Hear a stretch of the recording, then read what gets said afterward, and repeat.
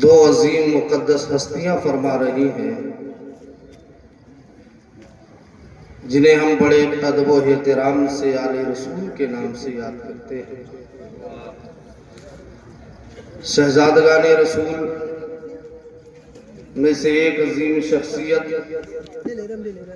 سرزمین خیر آباد شریف سے تشریف لانے والی پیر طریقت اولاد رسول گل گلزار چشتیت حضرت الحاج سید فرقان میاں صاحب قبلہ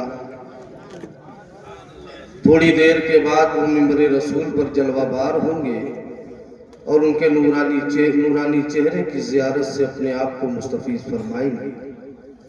ساتھ ہی ساتھ سلسلہ بقائیہ کے ایک چمکتے اور مہکتے ہوئے پھول اولاد رسول محبوب علماء والمشائخ پیر طریقت حضرت الحاج سید شعیب العلیم صاحب قبلہ بقائی سجادہ نشین خانقاہ صفی پور شریف و سربراہ اعلیٰ دارالعلوم یتیم خانہ صفیہ، یہ دونوں شخصیتیں آپ کے دیار میں حاضر ہیں اور تھوڑی دیر کے بعد وہ منبر پہ جلوہ فرما ہوں گی۔ بڑے خوش نصیب ہیں آپ حضرات کہ آج دارالعلوم یتیم خانہ معین الاسلام جمال شاہ کے سالانہ دستار بندی کے موقع سے یہاں حاضر ہو کر اللہ اور اللہ کے رسول کے ذکر سے ہم اور آپ فیضیاب ہو رہے ہیں۔ آج ہم یہاں کسی دنیا دار کے نام پہ اکٹھا نہیں ہوئے ہیں، کسی نیتا اور نگری کے نام پہ اکٹھا نہیں ہیں۔ آج ہم اور آپ یہاں اکٹھا ہیں تو صرف آقا کائنات تاجدار مدینہ رحمت عالم کے نام پہ اکٹھا ہیں۔ عزیزان ملت اسلامیہ، ہم یہاں بیٹھے ہیں اور آپ لوگوں کا یہ منظر دیکھ کر مجھے مصر کا وہ منظر بھی یاد آ رہا ہے کہ جب مصر کے بازار میں حضرت یوسف علیہ السلام بیچے جا رہے تھے، خریدنے والوں کی ایک لمبی قطار لگی ہوئی ہے، خریدنے والوں کی کافی تعداد ہے، خریدنے والوں میں بڑے بڑے دولت مند بھی موجود ہیں، بادشاہ مصر بھی موجود ہے، اور مصر کے بازار کا یہ عالم ہے کہ حضرت یوسف علیہ السلام کے حسن کی وجہ سے پورا مصر کا بازار جگمگا رہا تھا۔ بڑے بڑے دولت مند موجود ہیں، بادشاہ مصر موجود ہے، مگر کوئی قیمت نہیں لگا پا رہا ہے۔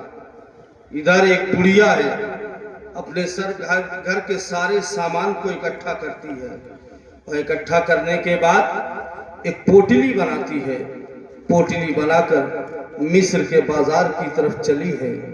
راستے میں کچھ نوجوان ملتے ہیں، کہتے ہیں بڑھیا کہاں جا رہی ہے؟ بڑھیا نے کہا سنا ہے مصر کے بازار میں حضرت یوسف علیہ السلام بیچے جا رہے ہیں، میں انہیں خریدنے کے لیے جا رہی ہوں۔ نوجوانوں نے تانا مارا، بڑھیا تیرے پاس دولت بھی نہیں ہے، تیرے پاس سرمایہ بھی نہیں ہے، تیرے پاس پونجی بھی نہیں ہے، وہاں تو یوسف علیہ السلام کو خریدنے کے لیے بڑے بڑے دولت مند موجود ہیں، بادشاہ مصر موجود ہے، مگر قیمت نہیں لگا پا رہا ہے۔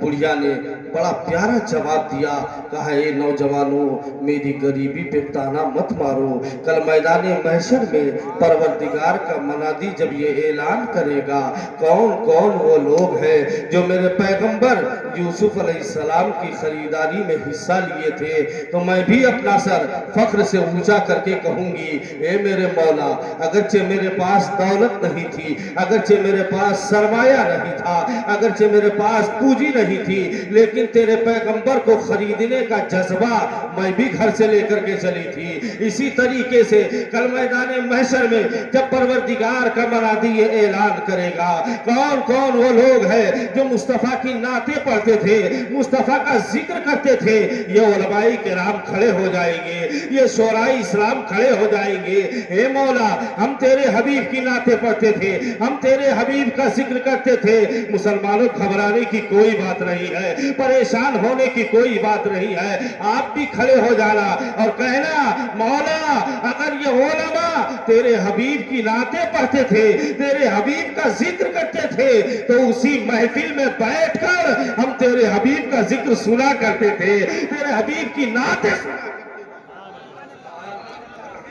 نہ جانے کس بلندی پر ہے کاشانہ محمد کا، نہ جانے کس بلندی پہ ہے کاشانہ محمد کے، بدل دیتے ہیں تقدیروں کو دیوانے محمد کے، نہ جانے کس بلندی پہ ہے کاشانہ محمد کے، بدل دیتے ہیں تقدیروں کو دیوانے محمد کے، کوئی اجمیر سے پی لے کوئی بغداد سے پی لے، بہت مشہور ہے دونوں یہ میخانے محمد کے۔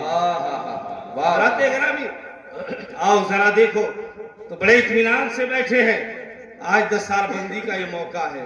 ایک بات میں اور عرض کر دوں، آقا کریم تاجدار مدینہ رحمت عالم صلی اللہ علیہ وسلم ارشاد فرماتے ہیں کہ اذا مر العالم او المتعلم علی قریۃ رفع اللہ العذاب عن مقبرتها 40 یوما۔ آقا فرماتے ہیں کہ جب کوئی طالب علم، کوئی عالم کسی بستی سے گزرتا ہے، آقا فرماتے ہیں جب کوئی عالم یا کوئی طالب علم کسی بستی سے گزرتا ہے تو اللہ رب العزت اس بستی کے قبرستان سے 40 دنوں کے لیے عذاب کو اٹھا لیا کرتا ہے، عذاب کو اٹھا لیا کرتا ہے۔ تو میرے ملت کے نوجوانوں، اگر کوئی عالم یا کوئی طالب علم کسی بستی سے گزر جائے تو اللہ رب العزت اس بستی سے قبرستان کے 40 دنوں کے لیے عذاب کو اٹھا دیتا ہے۔ تو جس گاؤں میں، جس علاقے میں عالم دین رہتے ہیں، عالم دین قرآن کی تلاوت کرتے ہیں، تو کیا وہاں اللہ کی رحمتیں نہیں برسیں؟ نعرہ تکبیر، نعرہ رسالت، علماء اہل سنت۔ بڑے خوش نصیب ہیں آپ حضرات۔ میرے ملت کے نوجوانوں، آؤ ذرا دیکھو، اس دنیا میں بے شمار ادیان و مذاہب ہیں، اور ہر دین و مذہب والا اللہ تک پہنچنے کا راستہ بتا رہا ہے۔ واہ میرے ملت کے نوجوانوں، اس دنیا میں جتنے بھی ادیان و مذاہب ہیں، سب کا اصلی مقصد یہ ہے کہ انسان اللہ تک پہنچ جائے اور اللہ کا بندہ اللہ والا ہو جائے۔ اور واقعہ یہی ہے کہ انسانی ترقی کی سب سے بڑی معراج یہی ہے کہ ایک انسان قرب خداوندی کی منزل پر فائز ہو جائے۔ قسم خدا کی، اگر جمال الہی کی ایک تجلی کسی طالب مولا کی بندہ نوازی فرما دے تو زمین و آسمان کے خزانوں کی دولتیں اس بندے کی جوتیوں پر قربان ہو جائے، اور بڑا سے بڑا بادشاہ، بڑا سے بڑا شہنشاہ اس بندے کی بارگاہ میں اپنے مرادوں کی بھیک مانگنے کو سرمایہ افتخار سمجھے۔ اگر کہیں اس بندے کی جوتیوں کا ایک ٹکڑا کسی بادشاہ کو نصیب ہو جائے، کسی شہنشاہ کو نصیب ہو جائے، تو اپنے تاج کا ٹکڑا بنا کر اپنی سربلندی کی معراج پہ وجدہ اور رقص کریں گے۔ مسلمانوں، اس بندے کی شان بندگی کا کیا کہنا جو دیدار خداوندی کی دولت لازوال سے مالا مال ہو جائے۔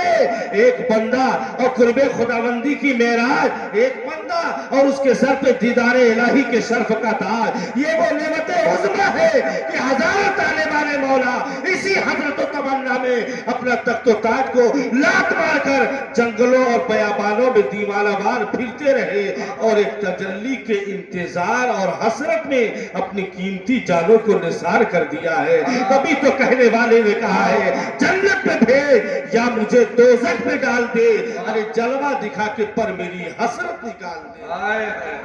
اے میرا مولا، میں تیرا بندہ ہوں، تو میرا مالک ہے، تجھے اختیار ہے، تو چاہے تو مجھے جہنم میں ڈال دے، چاہے تو مجھے جنت پہ بھیج دے، لیکن میری تمناؤں اور آرزوؤں کا مرکز میری حسرتوں اور ارمانوں کا کعبہ مقصود تو صرف اس قدر ہے تو اپنے دیدار پر انوار کا ایک جلوہ دکھا دے۔ واہ، ایک بزرگ اکثر فرمایا کرتے تھے کہ ہم جہنم سے اس لیے پناہ مانگتے ہیں، خوف کھاتے ہیں کہ وہ خداوند کریم کے قہر و غضب کا مقام ہے، اور جنت کے طالب و مشتاق ہیں تو صرف اس لیے کہ وہ مولا کی رضا اور خوشنودی کا مقام ہے۔ واہ، عزیزان ملت اسلامیہ، تو میں کہنا یہ چاہتا ہوں، اس دنیا میں جتنے بھی ادیان و مذاہب ہیں، سب کا اصلی مقصد یہی بتایا جاتا ہے کس طرح انسان اللہ تک پہنچ جائے، کس طرح اللہ کا بندہ اللہ والا ہو جائے، اور ہر دین و مذہب والوں نے اپنے اپنے عقیدے کے مطابق، اپنے اپنے نظریات کے مطابق خدا تک پہنچنے کا راستہ بتایا ہے۔ اب ان کے بتائے ہوئے راستے کون کون سے ہیں، اس بحث میں میں نہیں پڑھوں گا، بلکہ ہمارا مقدس دین اسلام نے جو خدا تک پہنچنے کا سیدھا اور صاف راستہ بتایا ہے وہ میں آپ کے سامنے پیش کر دو۔ عزیزان ملت اسلامیہ، خطبہ مسنونہ کے بعد میں نے جس آیت کریمہ کی تلاوت کی ہے، اللہ رب العزت ارشاد فرماتا ہے، یا ایھا الذین آمنوا اتقوا اللہ وابتغوا الیہ الوسیلہ وجاہدوا فی سبیلہ لعلکم تفلحون۔ اے لوگوں، اے ایمان والو، اللہ سے ڈرو اور اس کی طرف وسیلہ تلاش کرو اور اس کی راہ میں مجاہدہ کرو تاکہ تم فلاح پاؤ، کامیابی پاؤ۔ اس آیت نے ہمیں بتا دیا فلاح یعنی کامیابی اللہ تک پہنچنے کے لیے ہمیں 4 منزلوں کو طے کرنا ضروری ہے۔ ان 4 منزلوں کو طے کیے بغیر کوئی اللہ کا بندہ نہیں بن سکتا، کوئی اللہ کا قرب نہیں حاصل کر سکتا، کوئی خدا کی بارگاہ میں مقرب نہیں بن سکتا۔ اب یہ 4 کون کون سی منزلیں ہیں؟ سب سے پہلی منزل ایمان کی ہے، یا ایھا الذین آمنوا، اے ایمان والو۔ تو سب سے پہلی منزل کیا ہے؟ ایمان۔ ایمان۔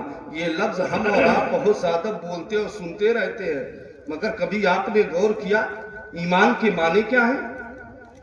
یہ بڑی عظمت والا لفظ ہے ایمان۔ اللہ اکبر، کیا چیز ہے؟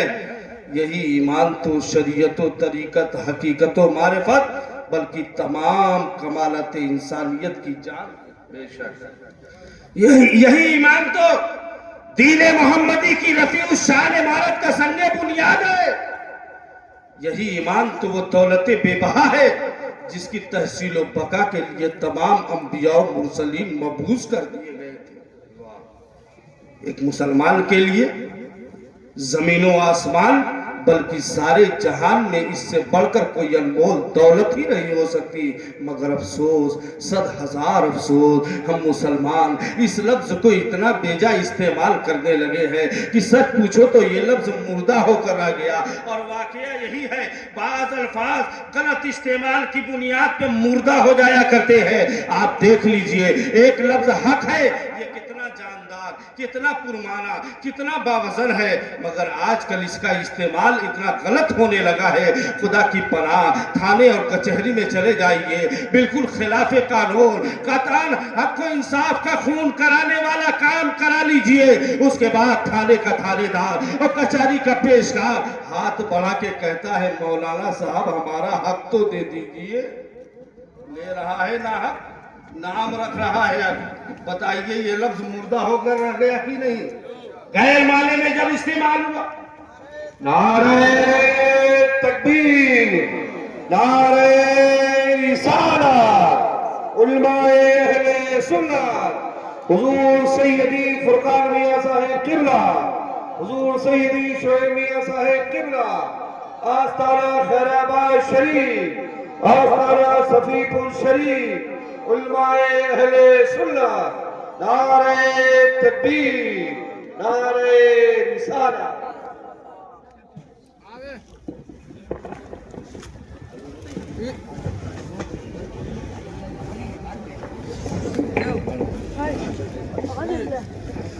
آپ حضرات تشریف رکھیں، درود پاک پڑھیے، اللہم صلی علی سیدنا و مولانا محمد معدن الجود والکرم وآلہ وصحابہ وبارک وسلم دائما ابدا۔ رفیقان گرامی، میں نے آپ حضرات کو بتایا تھا کہ ایک وہ عظیم ہستی جو صفی پور اس سرزمین سے اٹھ کر اور بزرگان دین کی دعاؤں کے سہارے آج پورے عالم اسلام میں اپنی ایک الگ پہچان بنا چکی ہے، جسے ہم بڑی عقیدت و محبت کی نگاہ سے اور ادب و احترام سے اولاد رسول محبوب الما والمشائخ پیر طریقت حضرت الحاج سید شعیب العلیم صاحب کی بلا بقائی دامت ظلہ النورانی سجادہ نشین خانقاہ صفی پور شریف و سربراہ اعلیٰ دارالعلوم یتیم خانہ صفیہ کے نام سے یاد کرتے ہیں، وہ آپ کے دیار محبت ہی میں نہیں بلکہ آپ کی نگاہوں کے سامنے روبرو تشریف فرما ہے۔ آپ ان کے چہروں کی زیارت سے اپنے آپ کو مستفیض کریں، ورنہ ان کا حال تو یہ ہے کہ تیری نسل پاک میں ہے بچہ بچہ نور کا، تیری نسل پاک میں ہے بچہ بچہ نور کا، تو ہے نور تیرا سب گھرانہ نور کا۔ تو حضرات گرامی، کان ادھر لگائیے اور نگاہیں ادھر لگائیے۔ میں عرض یہ کر رہا تھا کہ آج کچھ لفظ اتنے غلط استعمال ہونے لگے ہیں، اتنا بھیجا استعمال ہونے لگے ہیں کہ سچ پوچھئے تو یہ لفظ مردہ ہو کر رہ گئے ہیں۔ مثال کے طور پر ایک لفظ حق دیکھیے، اسی طریقے سے ایک 420 پکا کافر ابلیس اگر کسی سودے کا دام ٹھیک ٹھیک بتا دیتا ہے تو ہم کہتے ہیں یہ بڑا ایماندار ہے۔ سوچئے کہاں ایمان کہاں کفر، کہاں حق کہاں باطل؟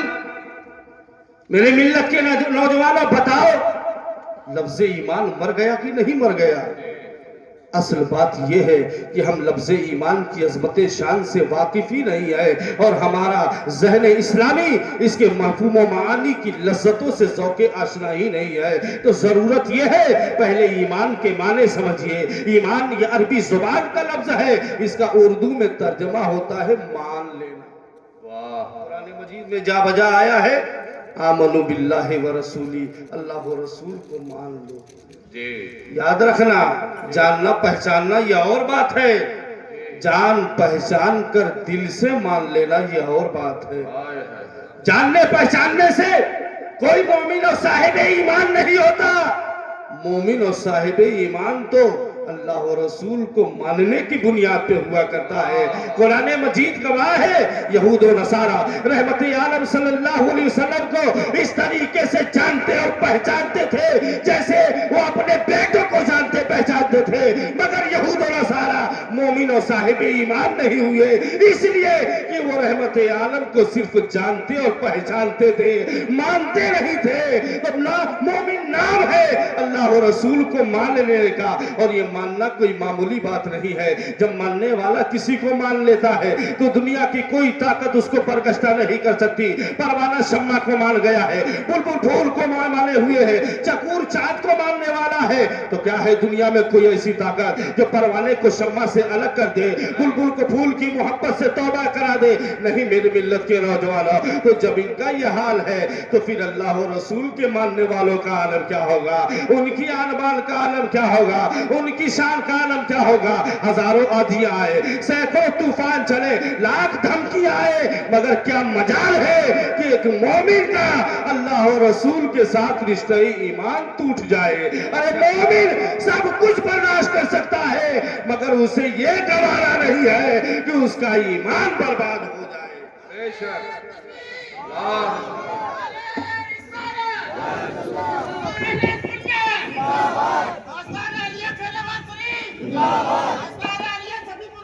زندہ آباد، زندہ آباد،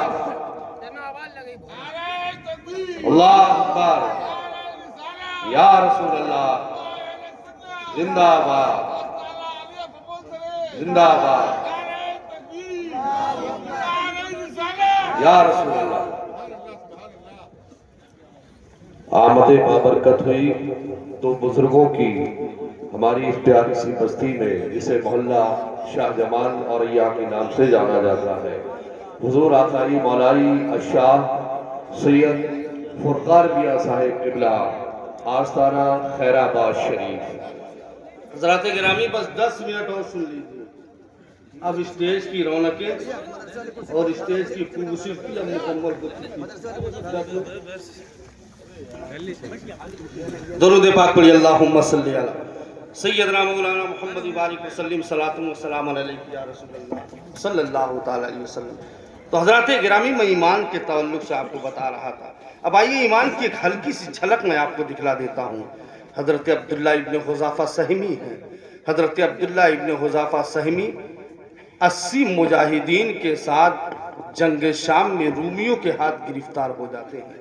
بادشاہ روم ہرقل نے کہا، اے عبداللہ ابن حذافہ سنو، اگر تم دین اسلام کو چھوڑ دو، دین محمدی کو چھوڑ دو، تو میں اپنی چہیتی بیٹی سے تمہاری شادی کر دوں گا اور تمہیں آدھی سلطنت کا بادشاہ بنا دوں گا۔ بادشاہ روم نے کیا کہا کہ اگر تم دین اسلام چھوڑ دو تو میں اپنی چہیتی بیٹی سے تمہاری شادی کر دوں گا اور تمہیں آدھی سلطنت کا بادشاہ بنا دوں گا۔ حضرت عبداللہ ابن حذافہ نے نہایت ہی حقارت کے ساتھ جواب دیا، کہا، اے بادشاہ روم، کان کھول کر کے سن لے، تیری بیٹی تو کیا چیز ہے، تیری آدھی سلطنت تو کیا چیز ہے، میری ایمان کا تو یہ جذبہ ہے کہ میں اللہ و رسول کی محبت پر زمین و آسمان کی بادشاہت کو قربان کرتا ہوں۔ بادشاہ روم نے کہا، اگر تم دین اسلام کو نہیں چھوڑو گے تو تمہیں کھولتے ہوئے تیل میں جلا کے راکھ کر دیا جائے گا۔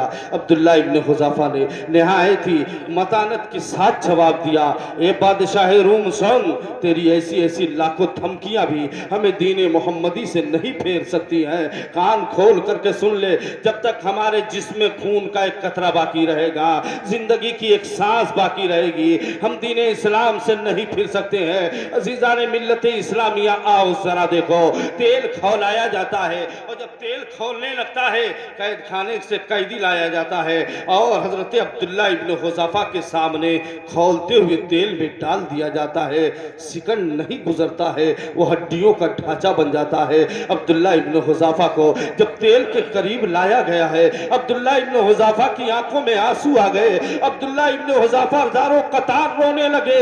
بادشاہ روم نے کہا، اے عبداللہ ابن حذافہ، کیا جان کے ڈر سے رو رہے ہو؟ اب بھی وقت ہے، دین اسلام کو چھوڑ دو، دین عیسائیت قبول کر لو۔ عبداللہ ابن حذافہ نے کہا، اے بادشاہ روم، کان کھول کر کے سن لے، میں جان کے ڈر سے نہیں رو رہا ہوں، میں تو اس لیے رو رہا ہوں کہ یہ میری ایک ہی جان ہے جو راہ مولا میں قربان ہو رہی ہے۔ یہ رب کی بارگاہ میں میرا کتنا حقیر تحفہ ہے، کاش مجھے لاکھوں جانیں ملی ہوتی اور ایک ایک کر کے میں اسی طرح راہ مولا میں قربان کرتا تو میری نجات کا سامان ہو جاتا۔ اللہ اکبر۔ یہ صحابہ کرام تھے۔ میرے ملت کے نوجوانوں، یہ تعلیمات آپ کو کہاں سے ملے گی؟ یہ علم آپ کو کہاں سے ملے گا؟ یہ علم آپ کو انہی مدرسوں سے ملے گا، انہی علماء کرام سے ملے گا، انہی شیخ طریقت سے ملے گا۔ لیکن آپ جب ان مجلسوں میں آؤ گے، ان محفلوں میں آؤ گے، آقا کریم تاجدار مدینہ رحمت عالم صلی اللہ علیہ وسلم نے اصول علم پر زور دیتے ہوئے ارشاد فرمایا تھا، اطلب العلم ولو کان بالصین، علم حاصل کرو اگر تمہیں چین تک جانا پڑے۔ رسول اللہ کے ارشاد نے ہمیں مجاز کا دیا ہے تحصیل علم کے لیے، اگر مصیبت اٹھانی پڑے تو اٹھا لو، اگر دور دراز کا سفر کرنا پڑے تو کر لو، مگر علم حاصل کرو۔ مگر آج کا حال کیا ہے؟ حیرت ہے کہ تعلیم و تعلم میں ہے پیچھے جس قوم کا آغاز ہی اقرا سے ہوا تھا۔ اللہ اکبر۔ اے میرے ملت کے نوجوانوں، اسی جذبے کے تحت جب ہمارے پیر و مرشد آقائی مولائی حضور سید عبدالعلیم صاحب قبلہ بقائی علیہ رحمت و رضوان نے اپنے اصلاح مریدین کی اصلاح و تربیت کے ساتھ ساتھ جب تعلیم پر زور دیا ہے تو اس راز سے بھی پردہ اٹھا دیا تھا کہ ترقی کی منزلوں میں سب سے پہلی کڑی تعلیم ہے۔ اس لیے یہ وہ علم ہے جسے حاصل کرنے کے بعد انسان کو زندگی گزارنے کا سلیقہ ملتا ہے، تہذیب و تمدن اور اصابت رائے، ہمدردی کی لگن، اخوت و محبت کی تڑپ پیدا ہوتی ہے۔ میرے ملت کے نوجوانوں، حضور بقائی صاحب علیہ رحمت و رضوان نے کرنیل گنج کی سرزمین پر ایک ادارہ بنام دارالعلوم یتیم خانہ صفیہ کی بنیاد رکھی. آؤ ذرا دیکھو تو صحیح, یہ صفی گلشن علم کے یتیموں کو علم کی لازوال دولت سے مالا مال کرتا رہا ہے اور کرتا رہے گا. صفوی اور بقائی بزرگوں کے دعاؤں کے زیر سایہ یہ پروان چڑھتا ہے اور چڑھتا رہے گا. آج اس ادارے کی باغ دوڑ سلسلے بقائیہ کے عظیم مربی حضرت الحاج سید شعیب العلیم صاحب کی بلا بقائی کے ہاتھوں میں ہے. آج اس کی تو منزلہ عمارت آسمان کو مخاطب کر کے امت مسلمہ کو یہ پیغام دے رہی ہے. یہ مہر تابہ سے کوئی کہہ دے وہ اپنے کنجوں کو چن کے رکھ رہے, میں اپنے صحرا کے ذرے ذرے کو کچھ چمکنا سکھا رہا ہوں. یہ مدرسہ ہے. نعرہ تکبیر, نعرہ رسالہ, پیران نظام, علماء اہل سنت. یہ مدرسہ ہے تیرا میں قدا نہیں ساکی, یہاں کی خاک سے انسان بنائے جاتے ہیں. تو اپنے بچوں کو دینی تعلیم سے بھی آراستہ کرو, دنیاوی تعلیم سے بھی آراستہ کرو.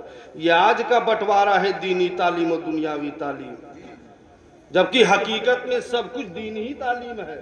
جی آپ نے انجینئرنگ کی تعلیم کو دنیاوی تعلیم کہہ دیا, ڈاکٹر کی تعلیم کو آپ نے دنیاوی تعلیم کہہ دیا. اگر آپ ڈاکٹر کی تعلیم حاصل کر کے اگر لوگوں کا علاج کر رہے ہیں, خدمت خلق کر رہے ہیں, تو اس پر بھی آپ کو ثواب دیا جائے گا, اور یہ دینی ہی تعلیم ہے. آج ہم لوگوں نے بانٹا ہے, لیکن اپنے بچوں کو دینی تعلیم سے بھی نوازو, آراستہ اور پیراستہ کرو. اور آپ جسے دنیاوی تعلیم کہتے ہیں حقیقت میں وہ دینی ہی تعلیم ہے. کیا کوئی اگر طب حاصل کر کے, طب کی تعلیم حاصل کر کے اگر لوگوں کا علاج کر رہا ہے, معالجہ کر رہا ہے, کیا اسے ثواب نہیں ملے گا؟ یہ دینی ہی تعلیم ہے. اے میرے ملت کے نوجوان ہو, تو اپنے بچوں کو دینی تعلیم بھی پڑھاؤ, اور دنیا میں جتنی تعلیمیں پڑھائی جاتی ہے سب پڑھاؤ. اور دینی تعلیم تو اتنا اسے پڑھا دو کہ کم سے کم اسے اپنی زندگی گزارنے کا سلیقہ معلوم ہو جائے, اسلامی زندگی گزارے. مگر آج کا مسلمان کہاں چلا گیا ہے؟ آج کے مسلمان کا عالم کیا ہے؟ اے میرے ملت کے نوجوانوں, ہم نے تو صرف زبان سے کلمہ پڑھا ہے, صرف ہماری زبان مسلمان ہے, ہماری نگاہیں مسلمان نہیں ہے, ہمارا ہاتھ مسلمان نہیں ہے, ہمارا پیر مسلمان نہیں ہے. ورنہ اگر ہم اپنے پورے وجود کے ساتھ مسلمان ہوتے تو یہ ہمارا ہاتھ کبھی پڑوسیوں کو تکلیف نہیں دیتا, ہماری زبان سے کبھی جھوٹ کے الفاظ نہیں نکلتے, ہماری آنکھ بے حیائی کی طرف نہیں اٹھتی. اگر ہمارا پیر مسلمان ہوتا تو یہ پیر کبھی شراب خانے کی طرف نہیں جاتا. اے میرے ملت کے نوجوانوں, ایسے انسان کو دل زندہ کہا جاتا ہے. اور میں آپ کو بتانا چاہتا ہوں, ایک دل زندہ لے کر جب عطائے رسول کی شکل میں خواجہ غریب نواز اجمیر کی دھرتی پہ جلوگر ہوتے ہیں, تو خواجہ غریب نواز کا لوگوں نے اٹھنا دیکھا تھا, بیٹھنا دیکھا تھا, چلنا دیکھا تھا, پھرنا دیکھا تھا, کھانا دیکھا تھا, پینا دیکھا تھا, عبادت و ریاست دیکھی تھی, اور بے ساختہ لاکھوں کا لاکھوں ہجوم بول اٹھتا ہے. جب معین الدین اتنے اچھے ہیں تو یہ جس دین کا کلمہ پڑھتے ہیں وہ دین کتنا پیارا ہوگا, وہ دین کتنا عظیم ہوگا. سنانے اپنی بربادی کے افسانے کہاں جاتے, تیرا در چھوڑ کر خواجہ یہ دیوانے کہاں جاتے. سرکار دو عالم کا فرمان نہ بدلے گا, فارا کی بلندی کا اعلان نہ بدلے گا, دلی کا منسٹر تو ہر سال بدلتا ہے, اجمیر کی دھرتی کا سلطان نہ بدلے گا, اجمیر کی دھرتی کا سلطان نہ بدلے گا. عزیزان ملت اسلامیہ, ہمارے محدثین فقہا دینی تعلیم سے بھی آراستہ و پیراستہ تھے. امام الائمہ حضرت سیدنا امام اعظم ابو حنیفہ رحمت اللہ تعالیٰ علیہ درس بھی دے رہے ہیں, حدیث بھی پڑھا رہے ہیں, فتویٰ بھی لکھ رہے ہیں, اور اہل و عیال والے بھی ہیں. اس کے باوجود 40 سال تک عشاء کے وضو سے فجر کی نماز ادا کیا ہے. جس جیل کی کوٹھری میں آپ کا انتقال ہوا تھا نا, اس کوٹھری میں آپ نے 7000 ختم قرآن پڑھا تھا. آج ہمارا قرآن سے ذوق نہیں ختم, آج تو ہم نے قرآن کو صرف قرآن خوانی کا ذریعہ سمجھ لیا ہے. جی گھر میں کوئی جاکنی کے عالم میں ہوگا, قرآن اٹھایا جائے گا, سورہ یاسین کی تلاوت ہوگی. ایسے موقع سے پوچھا جائے سورہ یاسین کیوں پڑھ رہے ہو, بڑا پیارا جواب ملتا ہے, روح بڑی آسانی کے ساتھ نکل جاتی ہے. یہ حق ہے, روح تو آسانی کے ساتھ نکلتی ہے, یہ جان لیا. اے میرے ملت کے نوجوانوں, تم نے اس قرآن سے مرنا تو سیکھا ہے, اس قرآن سے جینا نہیں سیکھا ہے. یہ قرآن تمہیں درس حیات دے رہا ہے, یہ قرآن تمہیں درس زندگی دے رہا ہے. اے میرے ملت کے نوجوانوں, اسی قرآن کی تلاوت حضرت امام احمد ابن حنبل جب کرتے کرتے اس دنیا سے گئے ہیں تو آپ کے جنازے کے ہجوم کو دیکھ کر 40,000 یہودیوں نے کلمہ پڑھ لیا تھا. یہ ہمارے بزرگوں کی شان تھی, یہ ہمارے فقہا کی شان تھی. تو میں مبارکباد پیش کر رہا ہوں اس ادارے کے تمام اراکین کمیٹی کے لوگوں کو, اور بالخصوص محب گرامی دارالعلوم یتیم خانہ صفیہ کے ایک مہکتے ہوئے پھول جو آپ کے دیار میں بہترین لائق مدرس ہیں, جنہیں ہم حضرت حافظ و قاری مشیر احمد صاحب قبلہ کے نام سے یاد کرتے ہیں. ان کی کاوشیں, ان کی محنتیں رنگ لائی. ابھی آپ اپنے ماتھے کی آنکھوں سے دیکھیں گے کہ 2 بچے جنہوں نے کلام مقدس کو اپنے سینوں میں محفوظ کر لیا ہے, آج اسٹیج پر ان کے سر پر ان مشائخ کے ہاتھوں سے تکمیل دستار بندی کا روح پرور منظر آپ اپنی آنکھوں سے دیکھیں گے. علماء کرام تشریف فرما ہے. بس انہی باتوں کے ساتھ میں اپنی گفتگو ختم کرتا ہوں. پروردگار عالم ہم تمامی لوگوں کو قرآن کی تلاوت کا شوق پیدا فرما, اور اپنی پیشانی مولا تیری بارگاہ میں جھکانے کی توفیق عطا فرما. الہ العالمین, یہاں جتنے لوگ حاضر آئے ہیں مولا سب کی نیک و جائز تمناؤں کو پوری فرما, اور ان شہزادگان رسول کی زیادہ سے زیادہ ہم تمامی لوگوں کو خدمت کرنے کی توفیق عطا فرما, ان سے محبت کی توفیق عطا فرما. یہ ہمارے لیے ذریعہ نجات بھی ہے, دنیا میں کامیابی کی سند بھی ہے. پروردگار عالم آج کی اس جلسے کو اپنی بارگاہ میں شرف قبولیت عطا فرما, اور ہمارے محترم قاری مشیر احمد صاحب کی عمر میں برکتیں عطا فرما. واہ کیا جود و کرم ہے, شہ بتا تیرا, نہیں سنتا ہی نہیں مانگنے والا تیرا. میں تو مالک ہی کہوں گا کہ ہو مالک کے حبیب, یعنی محبوب و محب نہیں میرا تیرا. اور عزیزان ملت اسلامیہ, ایک شعر کے مرشد نے مجھ کو اس قدر دیوانہ کر دیا, مرشد نے مجھ کو اس قدر دیوانہ کر دیا, خود شمع بن گئے مجھے پروانہ کر دیا. مرشد نے مجھ کو اس قدر دیوانہ کر دیا, خود شمع بن گئے مجھے پروانہ کر دیا. شراب الا اللہ ذرا سی چکھی تھی کیا, خواجہ نے میرے سامنے میخانہ کر دیا, خواجہ نے میرے سامنے میخانہ کر دیا. جس جگہ ذکر نبی ہوتا ہے تو پڑھ کے ملک چادر نور وہیں تان لیا کرتے ہیں. جو وفادار ہیں قبر ہو کہ محشر ہو اپنے محبوب کو پہچان لیا کرتے ہیں. السلام علیکم ورحمۃ اللہ وبرکاتہ.